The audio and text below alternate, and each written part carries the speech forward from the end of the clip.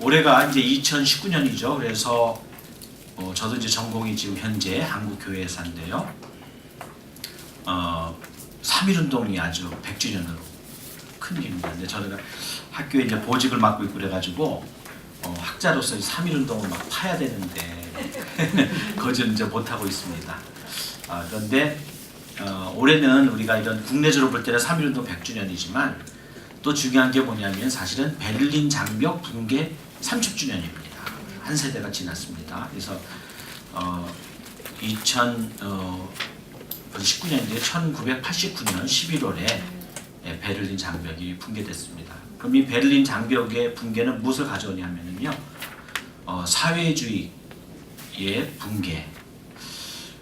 근데 전 사회주의가 다 붕괴된 건 아닙니다. 우리가 그때는 뭐 정말 전 세계 사회주의가 하루아침에 다 문 닫는 줄 알았는데 그렇지는 않고, 그래서 요즘은 이제 사회주의 붕괴라는 말 대신 동구 사회주의권 아니면 동구 공산권의 붕괴라고 얘기합니다. 왜냐하면 여전히 아시아 쪽에는 세계에서 이제 가장 큰 공산 대국인 중국이 있고 또 북한, 또 그 외에 좀 정도 차이 있지만 이제 베트남이라든지 또 저기 남미에는 이제 쿠바라든지 여전히 공산주의 국가들이 존재합니다.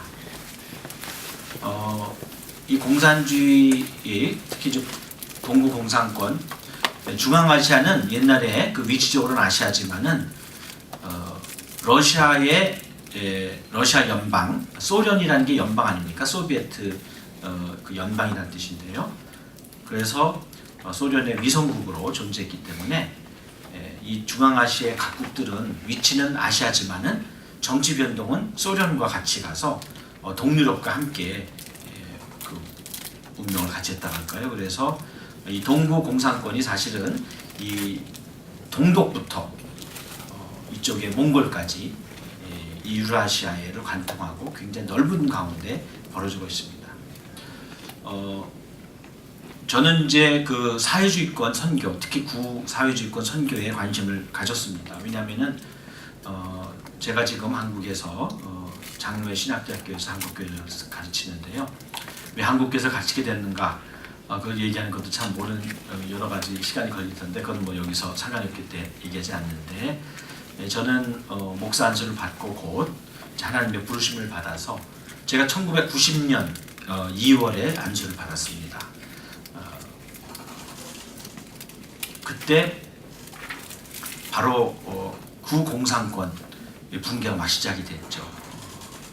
그래서 저에게 이제 선교의 부르심을 주고 그다음에 특별히 이 공산권 선교에 그런 소명을 주셔서 제가 이제 몽골을 가게 됐습니다. 그래서 이제 몽골을 가게 됐고, 지금 뭐 중국을 뭐 막 드나드는데 옛날에는 여행 제한 구역이었기 때문에 몽골을 갈 때 중국을 이제 직접 거치지 않기 위해서 트랜짓 방법을 이용해서 이제 홍콩을 해서 국경에서 트랜짓만 하고 공항을 벗어나지 못하고 이제 몽골을 이제 방문하고, 그리고 나서는 비전을 확인하고 제가 몽골에 가서 한 9년 정도 사역을 하고, 그리고는 돌아와서 총회에서 세계선교부 총무로 잠시 섬긴 적이 있습니다. 그리고 나서 이제 제가 다시 또 공부할 기회가 있어서 공부를 하고 학교로 돌아왔는데, 제가 한때 구사회주의권 선교를 했던 사람으로서 저는 이제 북한 선교에 관심이 있습니다. 그 이유는 뭐냐면 북한은 아직은 변화가 본격적으로 시작되지 않았죠. 근데 만일 시작된다면 그 시작이 어떻게 될지 뭐 그걸 맞춘 사람이 있으면 정말 엄청난 사람이 되겠죠. 바람이지만 구체적인 청사진 그리기 상당히 어려운데, 그러나 어떤 형태든지 변하는데 그 변화는 우리가 어떻게 짐작할 수 있을까? 뭐 이제 여러 가지 방법이 있을 겁니다. 뭐 문헌 연구라든지 상상력이라든지. 근데 저는 이제 전공이 역사다 보니까 제가 착안하는 게 뭐냐면 90년부터 시작했던 동구 공산권의 변화가 어떤 형태든지 유사한 형태로 북한에도 일어날 것이다.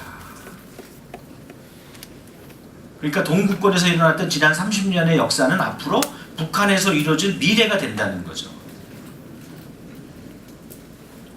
그래서 아마 제가 나중에 북한에 어떤 형태든지 가서 그 선교 현장을 본다면 아마 그 데자비라고 하는 기시감, 이거 어디서 본 것 같은데 어디서 본 것 같은데 그런 느낌을 가질 것 같아요. 그리고 제가 공산권 붕괴 직후에 이제 가다 보니까 뭐 저야 한국에서 뭐 반공교육 또 자본주의 교육을 받고 자란 사람 아니겠습니까? 그런데 뭐 변화가 시작됐지만 이 이데올로기라고 하는 것은 인간의 세계관과 관련되기 때문에 하루아침에 변하는 게 아닙니다. 정치적 결단을 바꿀 수가 있어요. 전향할 수 있고 국채를 바꿀 수 있습니다. 그러나 이 사고방식은 그래서 저도 거기서 초기에는 배급표도 받아가지고 배급 타고 배급 타는 사람의 그 심정이 뭐냐. 자본주의에서는 소비자가 왕입니다. 근데 사회주의에서는 생산자가 왕이에요. 그리고 공산주의의 이론에 의하면은 실업자가 없는 게 공산주의예요. 그렇기 때문에 어떻게든지 열심히 일한다고 물론 뛰어나게 높은 데를 바라보는 사람이 열심히 하겠지만 보통 사람은 일을 하나 안 하나 그렇다고 해서 뭐 큰 인생의 차이가 있는 게 아닙니다. 보통 사람들은. 그래서 제가 처음에 그 구경 백화점에 갔는데 그 몽골이 춥지 않습니까? 영하 40도가 되는데 그래서 실내에도 신발을 신어야 되기 때문에 실내화를 사려고 하는데 한국 같으면 어떻게 했어요? 당연히 좀 보여주세요 하고 보고 만지고 또 심하면은 한국은 신어보기까지 하잖아요. 근데 그거 좀 보자고 그랬다가 욕을 바가지로 먹고 그냥 가라고 그래서 못 샀어요 그날은. 배급 위주의 사회에서는 보는 게 어디 있습니까? 안 받으면 지선내지. 그러니까 그런 식으로 그 아주 디테일한 근데 또 항상 중요한 건 뭐냐면 그 작은 일에서 큰 변화가 있고 작은 일에서 큰 마찰이 시작이 되거든요. 그럴 때 우리가 지금 3만 여기도 제가 오다 보니까 치유하는 교회인데 치유하는 탈북민 교회도 있어서 정말 이 강의가 하기에 적절한 곳이구나. 여기는 이미 북한 선교가 국내에서 이루어지고 있구나. 참 감사한 마음이 있었는데 앞으로 우리가 목회를 한다 할 때 지금 우리가 이 탈북민 3만 명도 우리가 제대로 우리가 목회를 못하고 있습니다. 그래서 제가 최근에 보직을 맡기 전에는 그전에는 저는 이제 학교에 좀 늦게 왔기 때문에 이 북한 선교에 좀 관심을 조용히 가져야 되겠다 해서 학내에 있는 남북한 평화 신학 연구소에서 소장으로 있었습니다. 제가 이제 그거를 보직을 맡으면서 그만두게 됐는데 그때 이제 마지막 했던 그 일 이제 뭐 이행 때문에 제가 제대로 못했지만은 그게 뭐였냐? 이 북한 선교 아니면 탈북민 선교 이걸 많이 얘기하는데 정말 본인들의 얘기를 좀 들어보자. 현대 선교는요 선교하겠다는 사람 중심이 아니라 그 현지민들 그분들이 중심이 되는 거가 현대 선교가 중요한 이슈거든요. 그래서 한국 교회가 막 혼자 상상의 날개를 피는 게 아니라 이 안에 들어와 있는 탈북민들을 특히 목회자들은 어떤 생각을 하고 있는가. 저도 지금 신학교에서 교수로 있는데요. 제일 안타까운 게 뭐냐? 우리 제자들이 정말 갈 길을 잘 못 찾는다는 겁니다. 그런데 우리 한국교회는 우리가 좀 정서적으로 예민해서 그런지 모르지만은 우리가 어떤 일을 할 때 막 감동적으로 하는 건 잘해요. 그래서 막 탈북민들 한국에 왔을 때 막 목회자 만들지 않습니까? 당시 통일의 역군이다 막. 근데 나무 위에다 올려놓고는 그 다음에 없어요. 그러니까 이게 뛰어내리라는 건지 거기에 있으려는 건지. 우리 교단은 지금 탈북민들을 공식적으로 장학금도 안 줍니다. 그래서 제가 했던 일이 뭐냐면 연결해서 장학금 실제로 다 받죠. 그래도 보통 일이 아닙니다. 또 탈북민이 나와서 뭐를 하겠어요? 탈북민 대상으로 한 목회하든지 아니면 일반 목회를 하겠죠. 근데 그 탈북민이 탈북민을 하는 목회가 어느 정도까지 되겠어요? 이제 점점 레드오션이 됩니다. 그럼 이분들 어디로 가야 되겠어요? 통일을 될 때까지는 통일 역군인데 북한에 당장 못 가고 한국의 탈북민 목회도 못하면 뭘 해야 되겠어요? 일반 목회를 해야 되지 않겠어요? 근데 한국 교회가 목사 되라고 그러고 통일 역군이라고 해서 막 뛰어는 줬는데 목사는 됐는데 갈 데가 없는 거예요.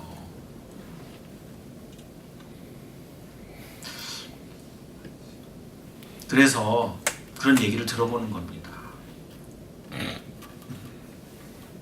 특히 이제 제가 이북 노예들한테 얘기를 했죠. 우선적으로 목회자를 받아줘야 되지 않냐. 근데 이 목회라는 게 막 밀접한 일이다 보니까 그냥 멀리서 도와주고 싶은데 내 교회 부목사로 만들는 하는 거는 목회자들이나 장로님들이 상당히 부담을 갖는 거예요.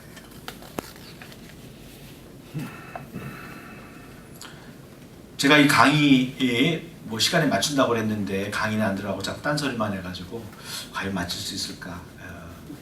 맞춥니다.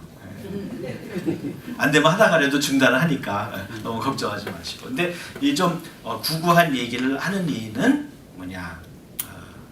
저는 뭐 다른 분보다 조금 더 깊은 관계가 됐지만은 사실 통일은 원칙뿐만 아니라 우리들의 삶과 굉장히 일접해 있고 우리가 서로 삶을 이해할 때 진짜 통일이 이루어진다.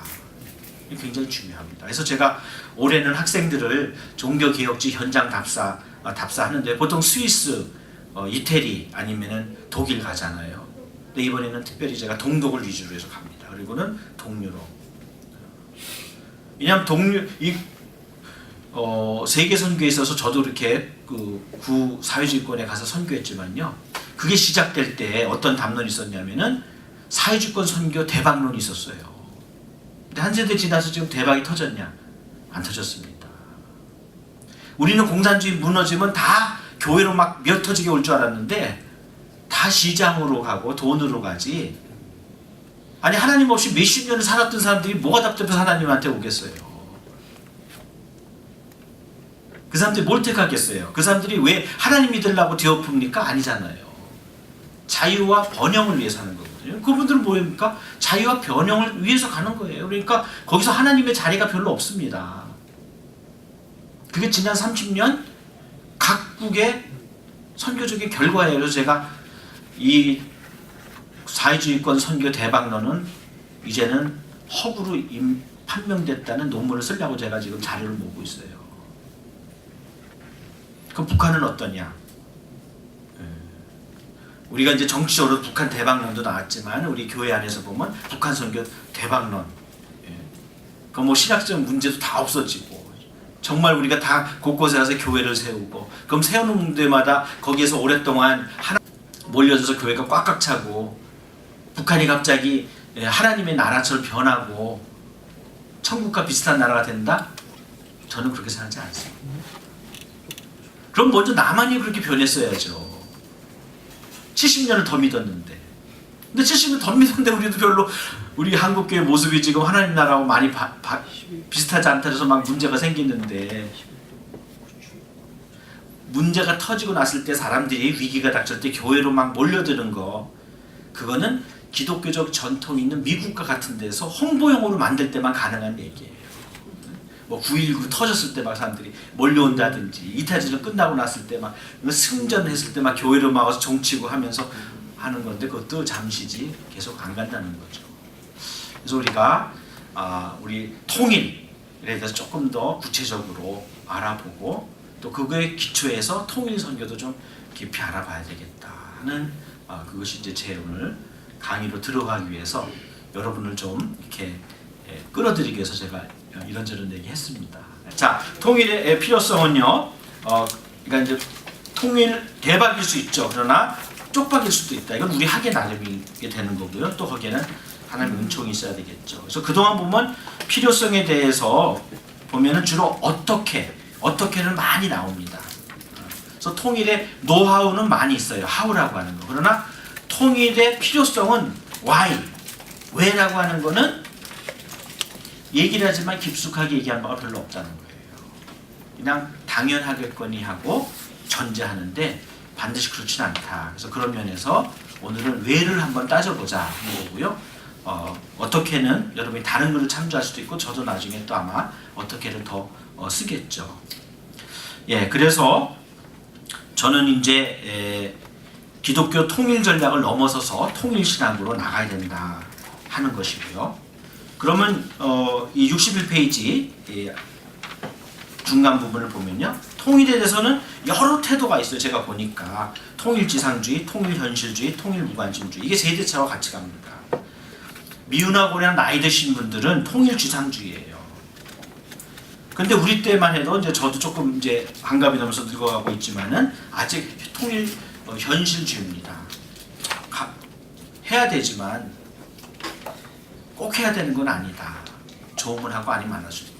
근데 우리 차세대들은요, 통일을 별로 관심이 없어요. 그래서 제가 통일에 관심을 갖게 된 두 번째 이유가 있습니다. 하나는 제가 공산권에서 선교했기 때문에 북한에도 관심이 있다는 거고, 두 번째로는 제가 한국에 들어와서 잠깐 있을 때 우리 딸이 저와 같이 들어와서 중학교 1학년 잠깐 보낸 적이 있어요. 근데 뭐 한국에선 토탈 한 3년밖에 안 살았기 때문에 한국 잘 몰라요. 그래도 집에서 한국말을 하다 보니까 이제 일반 중학교에 가가지고 배우는데 선생님이 질문한 거예요. 자, 통일이 필요한 손 들어봐. 얘는 뭐 아빠한테 통일 필요한 얘기 들어서 그랬는지 손 딱 들었는데 갑자기 분위기 썰렁한 거예요. 그러니까 아무 소리는 안 든 거예요. 저 가뜩이나 외국에서 그것도 몽골에서 와가지고 왕따인데 그래도 막 재밌는 얘기가 쉬는 시간에 애들이 몰려와가지고 너 네가 뭔데 통일이 필요하다고 그러냐, 왜 분위기 파악을 못하냐, 그래서 왜 그러냐, 해야 되는 거 아니냐 그랬더니 네가 통일 비용을 어떻게 대려고 그러느냐. 중학교 2학년들의 얘기예요. 그게 벌써 한 10년 됩니다. 2009년의 이야기니까. 그래서 제가 그때부터 통일에 있어서의 세대 차이의 문제가 굉장히 중요하다는 걸 깨달았습니다. 그리고 또 통일은 굉장히 복잡한 과정입니다. 간단히 얘기하면 통일 전 과정, 또 통일 자체의 과정, 통일 후의 과정. 자, 통합에서 제가 한번 예를 통해서 간단히 한번 얘기해 볼게요. 자, 나는 개하고 싸워본 적이 있다. 없죠? 예, 개하고. 나는 외국 사람하고 싸워본 적이 있다. 왜냐면 말이 안 돼서 안 싸우는 거예요. 그렇죠? 그럼 누구랑 싸우냐? 말이 될 때 싸우는 거여서 말이 통하면 싸울 수 있는 가능성이 있어요. 근데 이 북한 분들하고 우리는 머리 구조는 지금 많이 달라졌어요. 이데올로기 때문에. 그러나 문화는 비슷하죠. 말도 되고. 그러니까 어떻게 해요? 이제는 싸울 일만 남은 거예요. 근데 통일해서 싸워야 되겠어요? 그렇기 때문에 우리가 통일하고 나서 안 싸우도록 하는 이 통합의 문제. 그래서 그걸 요즘은 이제 사람의 통일이라는 말을 많이 씁니다.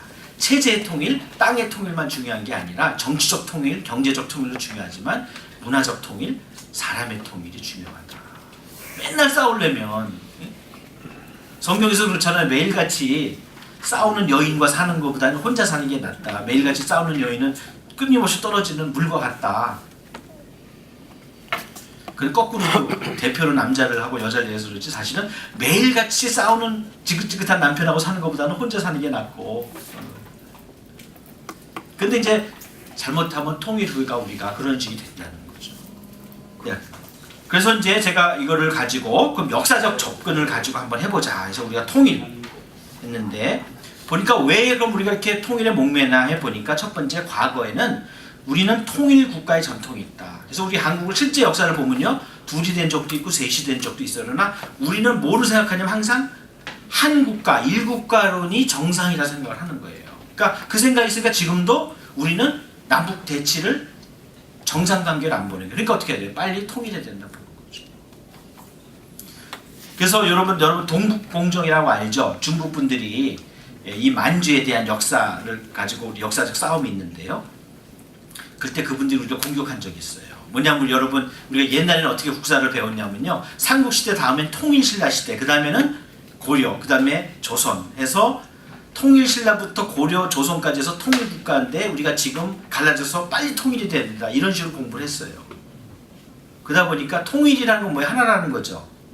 그럼 발해는 뭡니까? 발해는 한국입니까? 아닙니까? 통일신라라는 말에 의하면 한국이 아니죠.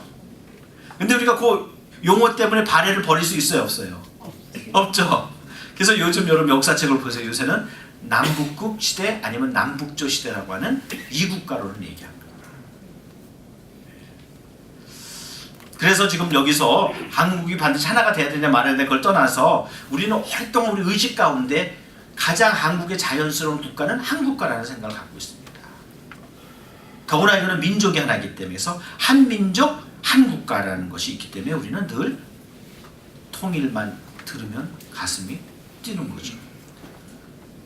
그리고 우리가 3.1 운동을 통해서 임시정부가 생기고 또 뭐 요즘에 건국론 여러 가지도 있지만 하여간 해방될 때 우리가 분단을 바라는 사람 아무도 없었죠.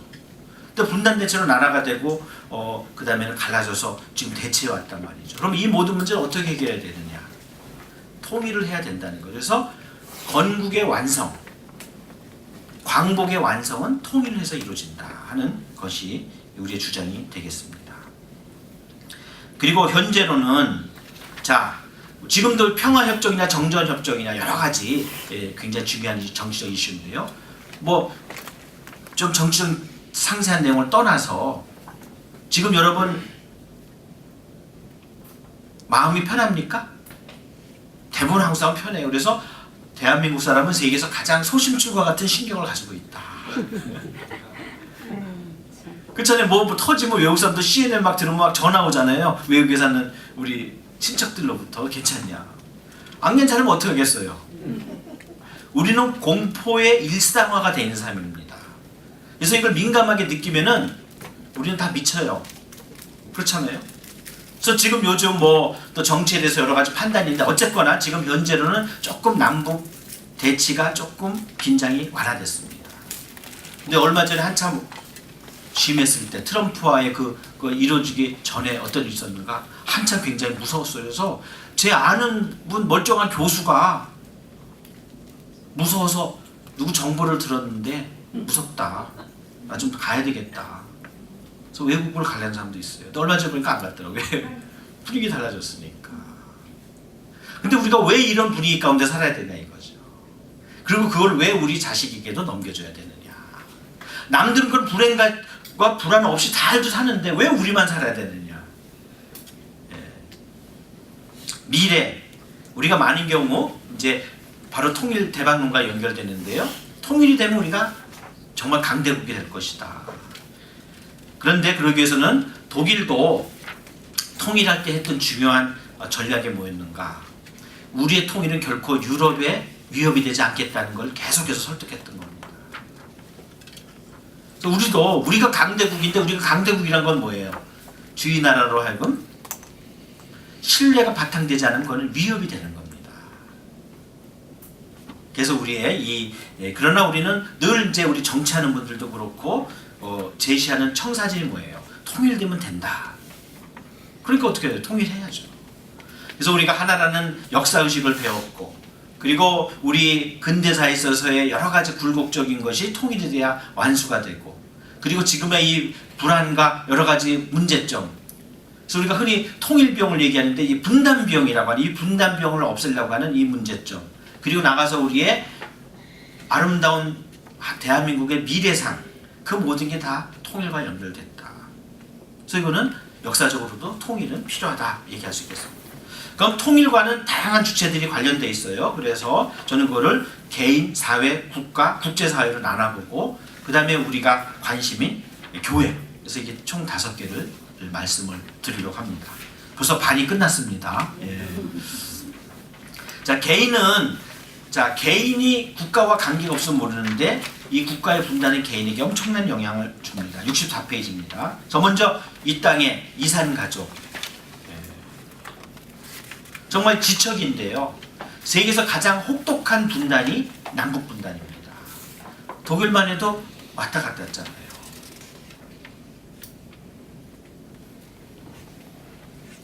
거기만 그럽니까?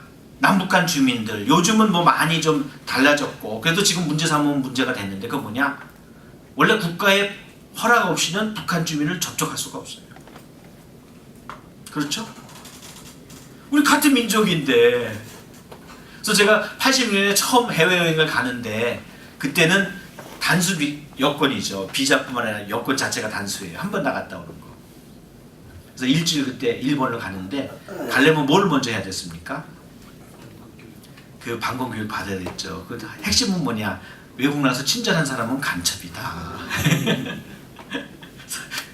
일본에도 처음 갔는데 좀 간첩이 많더라고요. 야, 이게 친절한 사람이 이 간첩이냐 아니냐. 불안한 마음으로 외국을 나가게 되죠.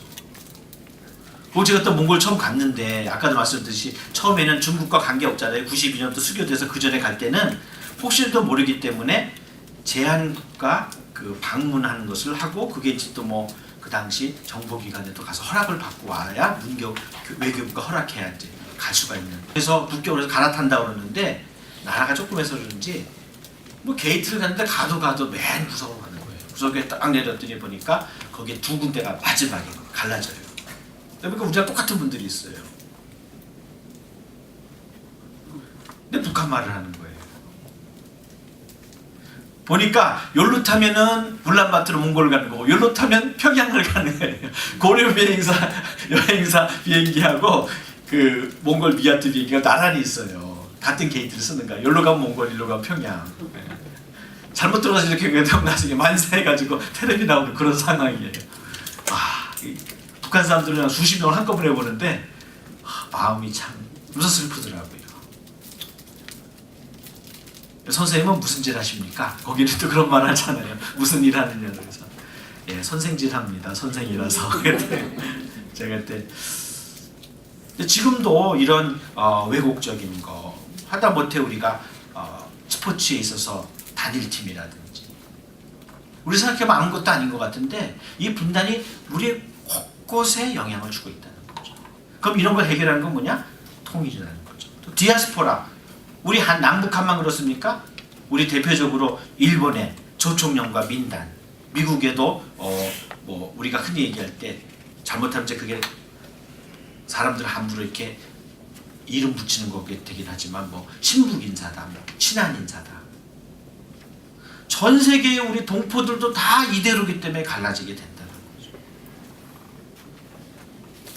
자, 사회는 어떠냐? 사회는 이제 분단과 민주화와 통일, 분단 이후에 우리 남북한, 북한도 남한도 사실은 굉장히 무력적인 통일 정책을 얘기했습니다. 근데 북한은 어쨌거나 적화 통일을 했는데 무기를 해가지고 어떻게 전쟁을 했어요. 근데 이제 전쟁에 결국은 졌죠. 그래서 사실은 북한이 또 그 전후의 정치적인 회오리인데 김일성이 하여간 정권을 유지해서 지금도 그 왕조가 이어지고 있는 거고. 남한은 북진 통일을 얘기했는데 그게 큰 소리였죠. 뭘 갖고 북진 통일을 합니까? 예. 그때 그냥 더 빨리 밀고 내려갔으면은 진짜 적화 통일 될 뻔 정도로 우리가 속수무책으로 밀렸잖아요. 이런 문제. 그리고 이제 그 다음에는 민주화. 민주화와 민족적인 문제, 민중 문제, 이건 다 같이 해결해야 되는데 이제 민족주의, 특히 분단 논리 때문에 우리 한국에 민주화가 많이 장애를 받은 건 여러분 아마 다 아실 겁니다. 그래서 우리가 7.4 공동성명을 일으켜서 정말 한국에 이제는 통일도 오고 민주화도 온 줄 알았는데 바로 어떻게 됐습니까? 남한에는 유신체제가 들어가서고 북한에는 새로운 헌법을 만들어서 양쪽에 독재가 공고해지는 그런 모습들을 보게 되고, 그게 이제 소위 광주 사태까지 연결되면서 통일이 없으면은 민주화도 없다는 것 때문에 이제 그때부터는 통일과 민주화가 같이 맞물리고, 물론 이 민주화와 통일에 대한 생각은 또 다 입장에 따라 다르겠지만 이게 맞물려 간다는 거죠. 그래서 결국은 우리가 통일이 돼야 이 분단 문제와 민주화 문제와 이것들이 다 해결이 된다. 세대적인 얘기는 제가 앞서서 미리 얘기했지만은 통일 인식이 너무나 차이가 난다. 그럴 때 어떻게 해야 되느냐? 자, 우리 절대적으로 미운하고 문화, 동포라고 생각하지만 또 동시에 적인 이 1세들이 지금 다 돌아가시잖아요. 그래서 어떤 면에는 빨리 이분들이 돌아가셔야 되는 사람들도 있어요. 왜냐하면 이분들의 이 상처는 극복하기가 어렵다, 사실은. 그래서 우리 그 외상후 증후군이라는 그 심리학 용어와 그 치료법이 이게 확산된 게 있잖아요. 그게 왜냐하면은 여러 전쟁, 특히 아프간 전쟁 이후로 아프간은 세계에서 가장 정복하기 어려운 나라죠, 역사상. 그럴 때 미군들이 갔다 와서, 아니 직업이 군인이고 직업이 군인이 하는 건 뭐니까 지키는 거지만 그 지키는 게 사람을 죽이면서 지키는 거잖아요. 그러니까 라이센스 투 킬, 죽이는 라이센스를 얻고 훈련을 받고 그 정신으로 철두철미한 게 군인인데도 전쟁을 갔다 오면은 거진 제정신이 아니라는 거죠. 근데 우리나라 이 6.25 전쟁 때 어떻습니까? 이게 전쟁이 전선에서만 있었던 게 아니라 전선이 저 위서부터 아래까지 올라갔다 내려갔다 하면서 수백만의 그야말로 민간인이 죽는, 모든 민족과 관련된, 그래서 지금도 6.25 전쟁과 관련되지 않은 그런 일이 집안에 다 있잖아요. 한 번씩은 돌아가셨거나. 그럼 이 상처가, 그래서 사실 1세대들은 정신병리학적으로 보면 정상이라고 보기는 어려워요. 그래서 우리 1세대 분들 보면은 정말 좋으신 분인데도 욱하면은 못 말리죠. 깊은 상처가 있는 거예요. 근데 미군은 군인들이 쫓고 그 나라에서 복지를 통해서 심리학자를 통해서 치료하니까 그래도 난데 300만 400만 우리나라가 옛날에 밀가루 먹기도 힘들고 수제비만 먹어도 할렐루야 했던 때인데 무슨 심리치료를 하고 뭘 하겠어요. 그러니까 우리가 다 상처를 안고 이게 온 거예요. 우리는 어떠냐? 우리는 현실적으로 위험한 이웃이죠. 그래서 좀 관계가 좀 좋으면 좋겠다. 차세대들은 북한은 그냥 잘 모르는 외국이에요.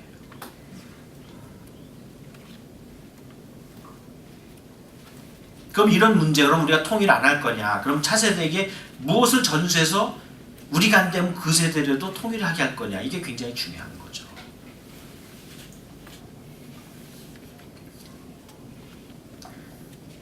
자, 인종적으로도 이게 아주 중요한 겁니다. 근데 여태까지 제가 쭉 얘기했던 거는 뭐에 근거했냐면요, 단일 민족론에 근거했어요. 그래서 그 대표적인 게 뭐냐? 표어는 우리는 하나다.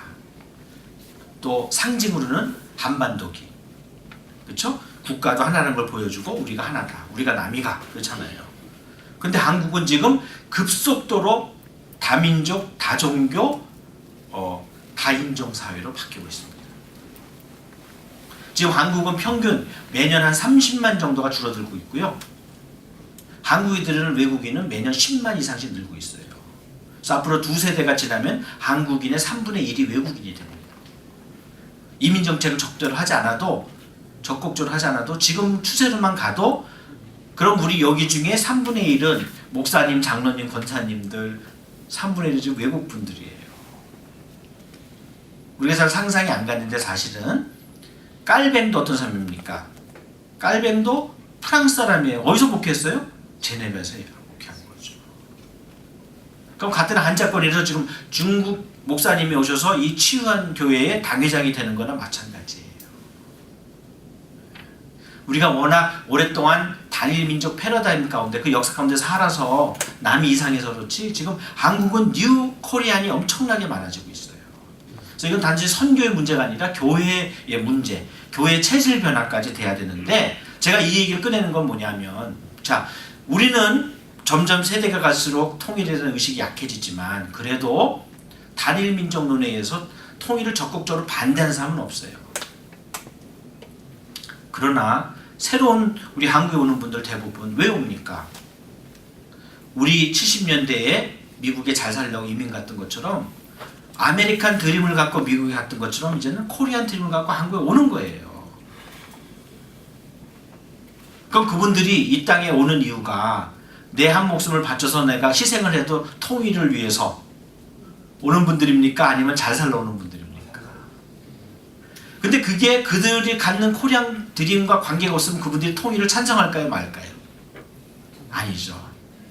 그래서 이제는 한민족, 단일 민족의 통일론에서 이제는 새로운 한국의 이 다양한 다문화 민족으로서의 한국, 새로운 한국에게도 호응받고 공감받는 통일론으로 발전할 필요가 있다는 거죠. 통일론의 변화가 필요하다는 겁니다.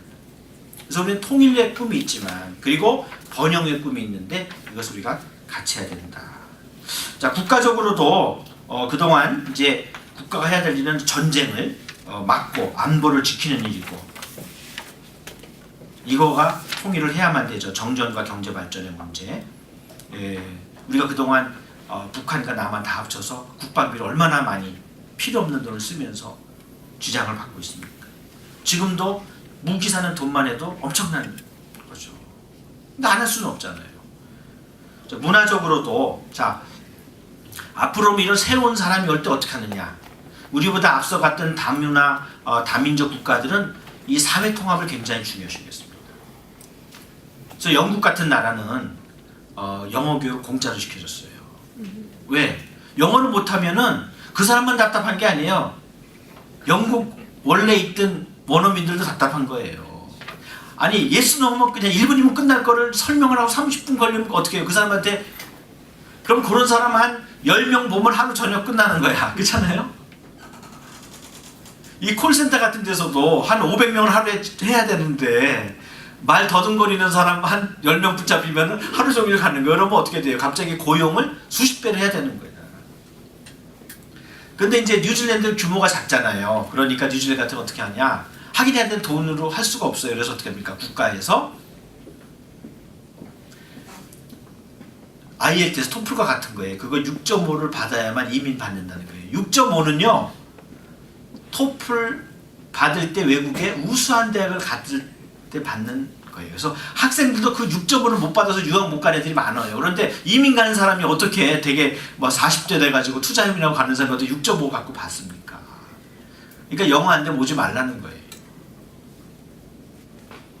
그런 면에서 그러면 새로운 한국인 중에 가장 문화 사회 통합 비용이 제일 적게 드는 사람이 누굴까요?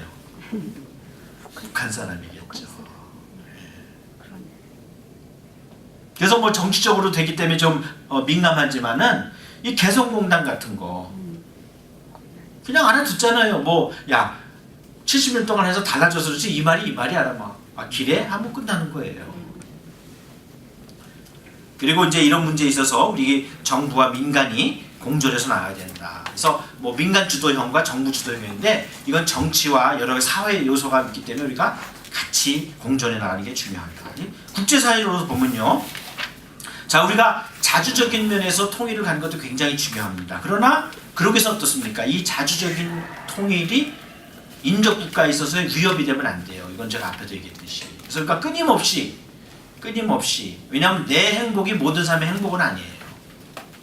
통일을 위해서 하는 우리가 많은 청사진들이 많은 사람들에게는 위협이 될 수 있는 거죠. 그래서 이것이 되면 우리만 잘 사는 게 아니라 우리가 다 같이 사는 것이다 하는 것을 끊임없이 하면서 주위 사람들이 우리의 통일을 도와주는 동조 세력으로 만드는 게 굉장히 중요한 거죠. 그래서 우리의 통일의 필요성은 더 넓은 비전으로 확대돼야 된다 하는 얘기입니다. 그래서 먼저 냉전 종식되면 사람들 다 편하게 살 거 아니에요. 지금 이 동아시아가 세계 최고의 화약고 아닙니까? 중일 갈등, 한일 갈등, 한중 갈등은 요즘 별로 좀 적죠. 근데 뭐 만주도 문제가 된다면 문제가 될 수 있고 또 이어도 같은 지역 그거는 한중일 공동의 핵심적인 지역이기 때문에 언제든지 문제가 되면 하다못해 우리가 참 꽃게 문제도 있고 그러나 이제 냉전을 통해서 해결되면 더 잘 수가 있고요. 또 우리 한국 같은 경우는 자, 한국 연구도 세계로 불평합니다. 왜? 북한은 워낙 비밀이에요. 잘 몰라요. 남한은 그래도 알 수 있는데 남한은 뭐가 문제가 있냐면 남북한을 다 알아야 남한도 알게 되는데 북한을 모른 채 하니까 항상 남한에 대한 것은 완결되지 않은 결론밖에 나올 수밖에 없는 거예요. 그래서 세계 한국학은 굉장히 불균형적인 한국학이다. 그럼 교회는 뭐냐? 이제 교회 얘기를 하고 제가 마치도록 하겠습니다.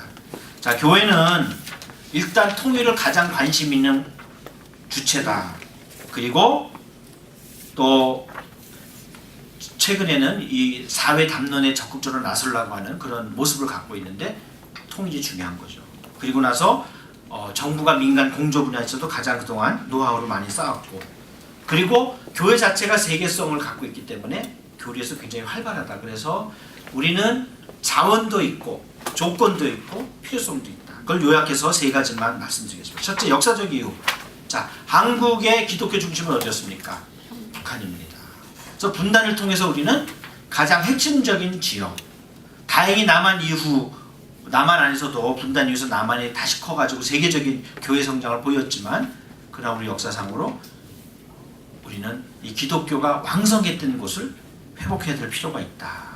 그래서 그것은 바로 선교적인 이유와 연결되는데요. 기독교의 재부흥이 와야 된다. 근데 이 부흥은 반드시 교회 일치와 사회 일치가 같이 가야 된다.